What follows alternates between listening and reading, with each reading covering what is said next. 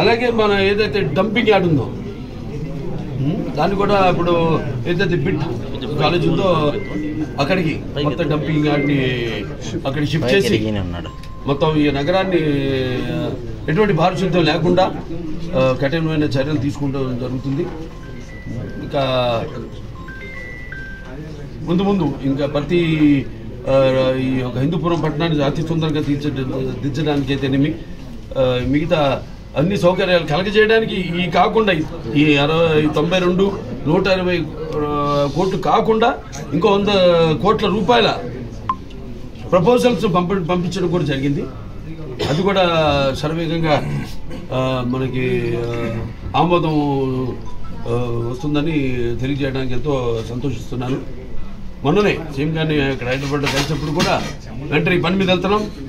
So వెంటనే మీ యొక్క సహాయ సహకారాలు ఆయన ఎక్కువగా ఎప్పుడు హిందూపురం అంటే ఒక ప్రత్యేకమైన, ఎందుకంటే ఆయన కూడా చెప్పారు మొన్న, ముఖ్యంగా మా బాలయ్య కాదు అక్కడ అది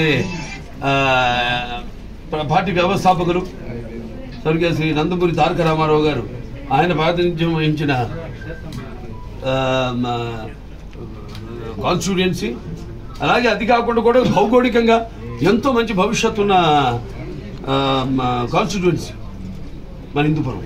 పక్కనే ఎయిర్పోర్ట్ ఉండడం కానీ, లేకపోతే ఆనాడు నాన్నగారు ప్రారంభించిన పారిశ్రామిక వాడైతేనేమి, లేకపోతే తర్వాత చంద్రబాబు నాయుడు గారు ఏదైతే అనుసంధానం చేసి ఈ యొక్క HNSS నీళ్లు అందించడం అయితేనేమి అభినవ భగీరథుడు ఆయన, అలాగే కియా లాంటి పరిశ్రమలు రావడం అయితేనేమి, ఇప్పుడు ఇంకా ఎన్నో పరిశ్రమలు ముందుకు వస్తున్నాయి.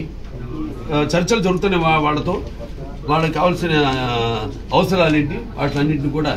సో త్వరగతిన హిందూపురం ఒక తలమానికంగా మన రాష్ట్రంలోనే నిలబడడానికి మా అందరి శాసకులు, అందరి కౌన్సిలర్స్, ఇప్పుడు అందరికీ వారికి అయితేనేమి, ప్రభుత్వ అధికారులకి అయితేనే, మీకు మీ అందరికీ పాత్రికేయులు అందరికీ కూడా అయితేనే మా కృతజ్ఞతలు తెలియజేసుకుంటున్నాం.